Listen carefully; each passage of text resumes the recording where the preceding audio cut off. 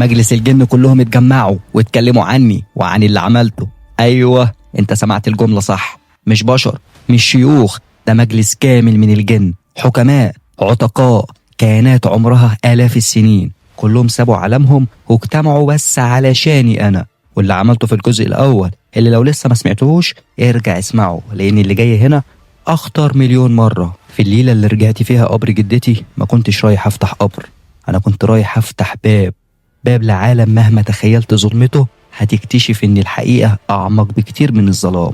كنت فاكر إن دوري إن أجيب العقد، بس الحقيقة العقد هو اللي كان جاي ياخدني. من أول ما لمست الجلد البارد، من أول ما سمعت طقطقة الرقبة، من أول نبضة غريبة جرت في جسمي، عرفت إن حياتي مش هترجع زي زمان. بس ما كنتش أعرف إن في لحظة واحدة هلبس حاجة ممكن تغير ميزان العالمين. لما شفت الكيان لأول مرة اللي بيتنقل بين المقابر أسرع من رمشة العين، الجسم الطويل، العيون الحمراء، الهالات الزرقاء اللي تحت اللي ممكن توقف نبض قلبك، عرفت إن اللي بيحصل مش لعبة. بس الأغرب إنه اتربط بيا، هو بقى بيسمع أمري ويحميني، وبقى مستني مني شر مش خير. الجزء ده مش مجرد رعب، ده اعتراف، ده الطريق اللي لقيت نفسي ماشي فيه، وكل خطوة بتسحبني ناحية هاوية أكبر. وكل ما افتكر اللي حصل في بيتي، في أهلي، في الليلة اللي العالم اتشق فيها فوق دماغي وأنا لسه واقف، أقول لنفسي لو كنت سبت العقد يومها كان زماني دلوقتي مجرد قصة بتتحكى. لكن لأ، القوة غلبت الخوف، والقوة كانت بداية لعنة وصلت لحد مجلس الجن نفسه. همسوا باسمي، اتكلموا عن مصيري، واتفقوا يبعتوا لي مرسول، كيان ما فيهوش غضب ولا شهوة، مخلوق مهمته الوحيدة انه يحذرني من اللي جاي. قالوا لي ان كل مرة استخدمت فيها العقد اتكسرت حاجة، اترج ميزان، وتشوه خط بعيد، مش ليا لوحدي، لكل اللي حواليا وللعالم نفسه. بس الصراع الحقيقي ما كانش مع الجن ولا مع أشرم، الصراع الحقيقي كان مع نفسي، مع الجزء اللي جوايا اللي شاف القوة وحبها وما بقاش عايز يسيبها. الحكاية مش بس رعب، المرة دي الحكاية قرار هيدمر حاجة أو ينقذ حاجة أو يضيع كل حاجة. اطفي النور بقى وحضر الطقوس اللي احنا متعودين عليها، سماعتك وقهوتك، واجهز علشان سهرتك.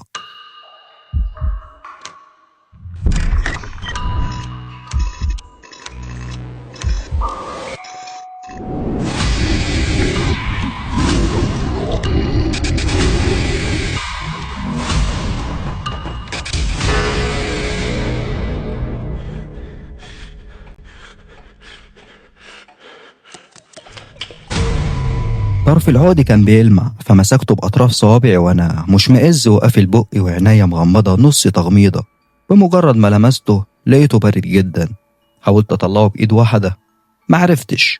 بصيت ناحية المدخل وحطيت إيدي التانية علشان أساعد نفسي وما أشوفش اللي بعمله، مع إن إيدي كانت بتوصف لمخي كل المناطق اللي بلمسها في الجثة.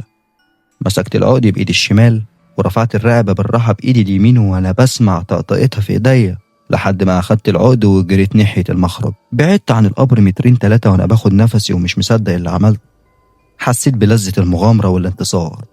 بصيت حواليا لقيت ال4 لسه واقفين مكانهم ومرسومة على ملامحهم أشد علامات السعادة. ابتسمت زيهم وأنا ماسك العقد وفرحان يمكن أكتر منهم. الفضول خلاني أتفحصه ومش عارف إذا كان ده شيء هيعجبهم ولا لأ. وجهت عليه ضوء الكشاف. عقد مصنوع من خيوط ذهب رفيعة متشبكة مع بعضها بعبقرية كأنها شبكة عنكبوت، فيها أحجار صغيرة سود بتلمع بشكل عجيب كأنها مصنوعة من يومين مثلا أو 3. وفي نص العقد كان في قطعة معدنية محفور عليها رموز عجيبة كأنها مصنوعة من سحر قديم. حطيت صباعي عليها أشوف ملمسها، وفجأة حسيت بنبض بيمر بينها جوايا، وسمعت في دماغي كلام وهمهمة غريبة بلغة أشبه بفحيح الأفاعي. بعدت إيدي بسرعة وأنا بفكر يا ترى العقد ده سره إيه؟ قوته إيه؟ ومجرد ما الأفكار ديت جت في دماغي وفي وسط تساؤلاتي، فجأة لمحت ظل بيتحرك حواليا بسرعة. بصيت عن شمالي وعن يميني ما لقيتش حاجة. بصيت ناحية العفاريت ال4 اللي كانوا واقفين من لحظات علشان يطمنوني بوجودهم، لقيتهم اختفوا. فجأة جسمي كله بدأ يتسحب ويرجع لورا ناحية القبر المفتوح. اترعبت، حسيت بخوف عمري ما حسيت به في حياتي وأنا في مكان لوحدي، وكمان في موقف زي اللي أنا محطوط فيه ده. حاولت بكل طاقتي أتخلص من الشيء اللي بيسحبني لورا، لكنه كان أقوى مني بمراحل. كنت ببص ورايا للقبر وأنا مش عارف إذا كنت أنا اللي برجع لورا ولا القبر هو اللي بيتحرك ناحيتي علشان يبلعني جواه. فجأة افتكرت العقد اللي في إيدي وحسيت إنه أملي الأخير، وبدون ما أفكر رحت لابسه حوالين رقبتي وقلت اللي يحصل يحصل، كده كده شكلها نهايتي. في الثانية اللي لبسته فيها كل حاجة وقفت. فجأة تقريبا الكون كله سكن، حسيت بدفء غريب وطاقة بتتدفق في جسمي، وعلى الرغم من الخوف اللي كان مسيطر عليا من لحظات، لكني حسيت بسعادة غير طبيعية. مش عارف إذا كانت سعادة بسبب العقد ولا بسبب إني اتخلصت من القوة اللي كانت بتشدني ناحية القبر. وقفت افتكرت القبر وبصيت عليه، لقيته بيتسد بالتدريج والتراب بيرجع مكانه في حركة أوتوماتيكية. اتصدمت من اللي بيحصل، ولما رجعت بصيت قدامي تاني شفت كيان غريب، شكله وهيئته زي البشر بس مشوه. جسمه طويل بشكل ملحوظ، عيونه مشعة بلون أحمر متوهج كأنها شباك لنار داخل جسمه ما بتطفيش. نظراته باردة وفيها تهديد صامت، ايده طويلة ونازلة لتحت ركبه مع صوابع طويلة مدببة زي السكاكين. جلده اسود متشقق وبيطلع من الشقوق ديت نور برتقاني كأنه مصنوع من حمم برقانية. اختفى لحظة وظهر في السماء في ركن من أركان المقابر، وحصل قتال لمدة ثانية واختفى، وظهر في ركن تاني ويتكرر نفس القتال بنفس التوقيت. 4 قتالات حصلوا في 4 ثواني، والخامسة كان واقف قدامي وبيبصلي بنظراته الجامدة والخالية من أي شعور. وقفنا أنا وهو باصين لبعض، مش عارف أتصرف إزاي أو المفروض أعمل إيه علشان يختفي من قدامي. حواليه هالات مخيفة من اللون الأزرق الغامق، وفي وسط الحيرة اللي أنا فيها افتكرت العقد اللي في رقبتي. رحت مسكته بشويش وقلعته بهدوء وأنا باصص ناحية الكيان ده، وبمجرد ما خلعته من رقبتي اختفى. أخيرا اتنفست تنفس الصعداء وبلعت ريقي وأنا بحمد ربنا على الموقف اللي عدى على خير. بس بعد ثواني بصيت حواليا وشفت شفت المقابر كأني نسيت أنا فين. الخوف رجع لي من تاني. اتمشيت خطوات قليلة كده وخوفي بيزيد بالتدريج وأنا متجه ناحية البوابة. شيء قال لي البس العقد من تاني طالما خايف. الكيان مش مؤذي، ولو مؤذي فأكيد مش هيأذيني لأن أنا اللي لابس العقد، والواضح إنه بيكون تابع للي بيلبس العقد أو بيسمع كلامه مثلا وبينفذ أوامره. شيء تاني قال لي لا بلاش تلبسه، المرة الأولى عدت على خير، محدش عارف المرة التانية ممكن يحصل فيها إيه. وبين خوفي من اللي حصل وخوفي من اللي هيحصل رحت ناهي الصراع ده ولبست العقد. في نفس الثانية اللي العقد لمس فيها صدري لقيته ظهر قدامي، عيني جت في عينه لثواني، بعدها زي ما يكون عرف اللي جوايا وإني مستدعي لحمايتي. اداني ظهره وارتفع عن الأرض وبقى فوقي. رجع لي إحساسي بالطمأنينة من تاني واتمشيت ناحية المخرج. بدأت تتسلل في عقلي أفكار شيطانية. الغريب إني كنت بفكر فيها بلذة ومتعة، ومش عارف العقد ده هو اللي هيهيأ لي ولا دي أفكار طبيعية بتيجي في دماغ البشر بمجرد ما يكتسبوا قوة أو سلطة كبيرة. وأنا معايا قوة وسلطة لسه لغاية دلوقتي مش عارف حدودهم هتوصل لغاية فين. اتهيأ لي من وسط الأفكار ديت إحساس إنه اتحرك من فوقي واتجه لمكان معين، وعيني تلقائيا تبعته لكأني مربوط بيه. ظهر فوق قبر بعيد عني لمدة 1 أو 2 ورجع تاني وهو بيقول لي أنقذتك للمرة التانية. صوته تخين جدا وعميق ومخيف في نفس الوقت. بصيت فوقي وسألته بخوف أنت بتتكلم؟ رد عليا بعد ثواني كأنه مستهزئ السؤال وقال لي طبعا. سكت شوية وتابعت المشي. بعدها سألته اسمك ايه؟ قال لي أشرب. صوته كان واضح جدا كأنه بيتكلم جنب ودني أو جوايا. ما سألتوش عن شيء تاني بس عجبت باسمه وقررته في سري مرتين وأنا بفكر يا ترى ده معناه ايه. أشرم. خرجت من المقابر ورحت ناحية البيت. مفيش حد في الشارع، الدنيا هادية جدا. طلعت الشقة وفتحت الباب، وبمجرد ما شفت اللي حصل وقعت على ركبتي من الرعب. الشقة حرفيا مفيش مكان فيها سليم، كل شيء على الأرض ومكسور. جريت ناحية أوضة أمي وأبويا، دوست على بابها اللي مكسور وواقع على الأرض. دخلت لقيت السرير واقع بيهم هما الاتنين ومدفونين في النص بين المرتبة والخشب. قربت منهم وأنا مرعوب، كانوا بيتنفسوا بصعوبة كأنهم في لحظاتهم الأخيرة. أكيد إخواتي البنات حالتهم نفس الحالة ديت هم كمان. فكرت أكلم البوليس أو الإسعاف، بس جوايا حاجة فكرتني بالسلسلة اللي في جيبي، وبدون أي تفكير طلعتها ولبستها وظهر لي.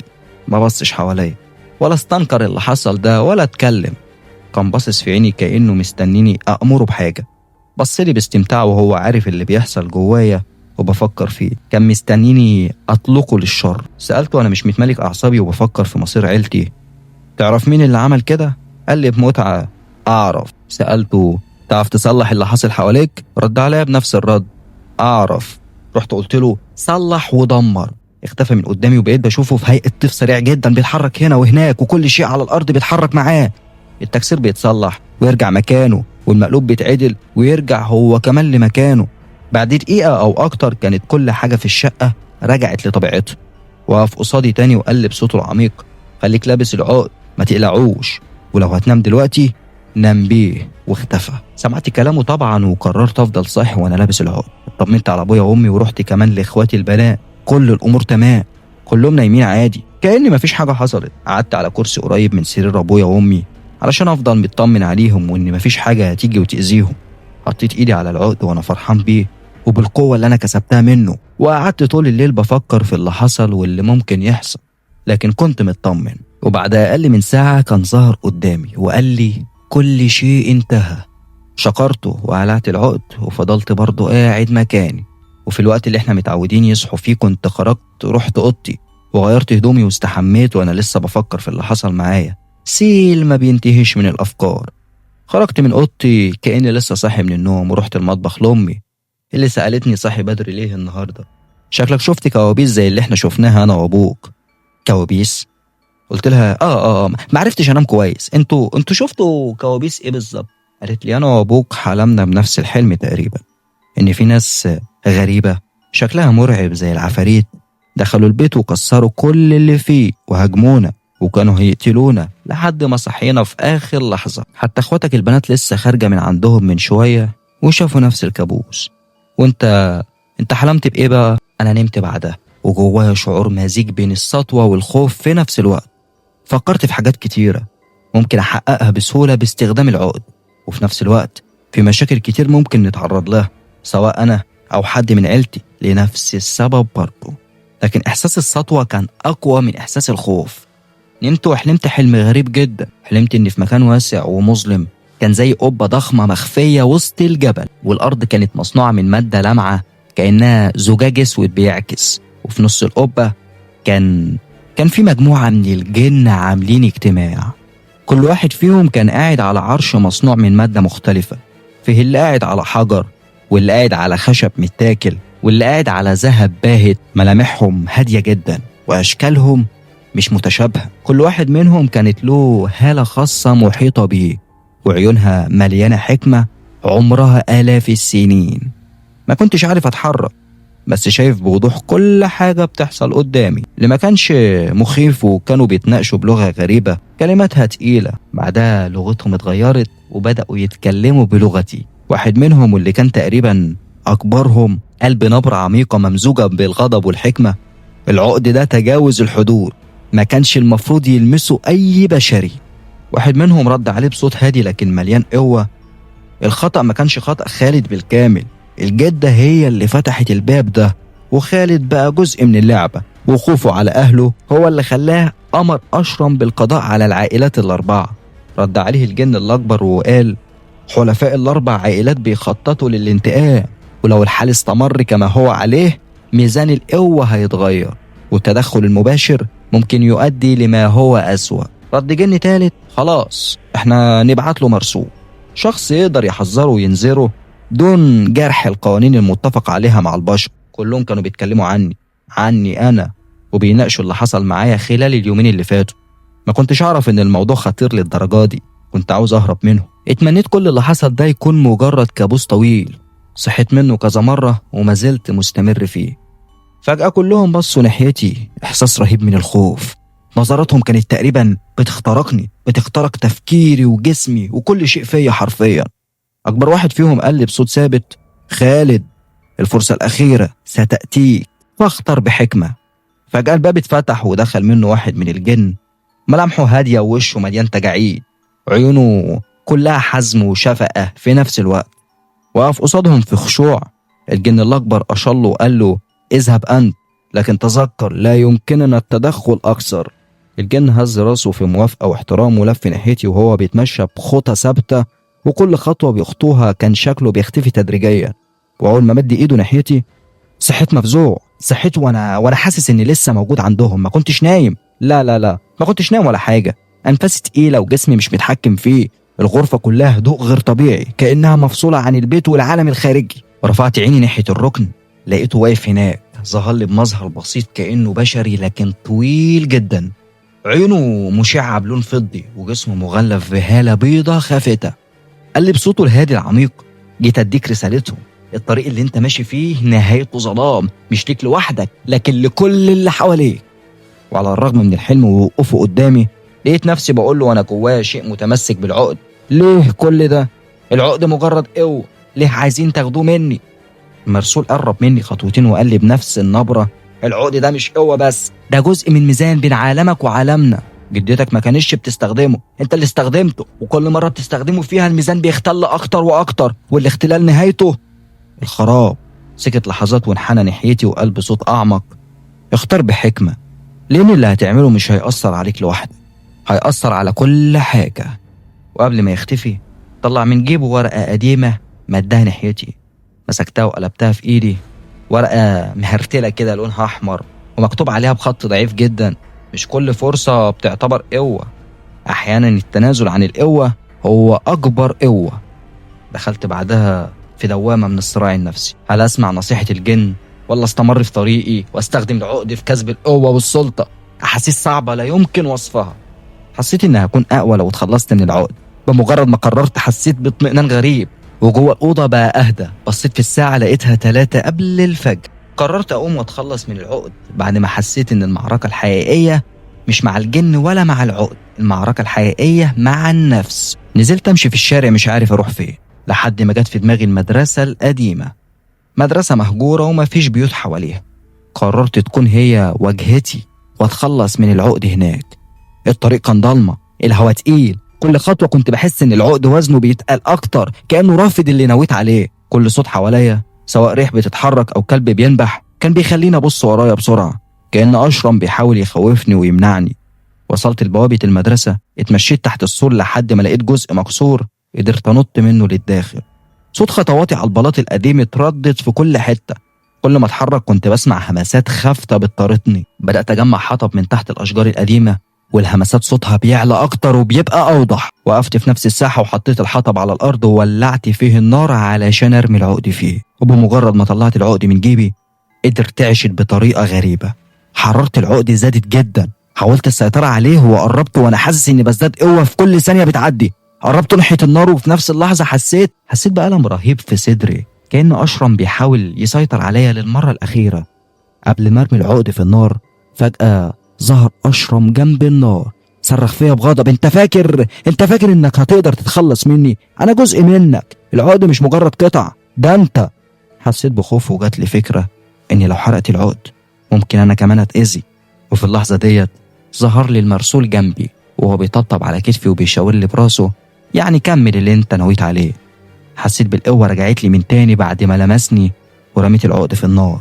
أشرم كان بيحاول يتقدم ناحية النار بس جسمه بدأ يتلاشى ببطء وصوته يختفي بالتدريج وهو بيقول: نمشي النهاية، أنا هفضل جواك. لما رميت العقد في النار وشفت أشرم، الكائن اللي كنت فاكر إنه أقوى من الموت، وهو بيتلاشى قدامي زي دخان بيتقطع، فهمت إن الرحلة اللي بدأت يوم ما فتحت القبر لازم تخلص هنا.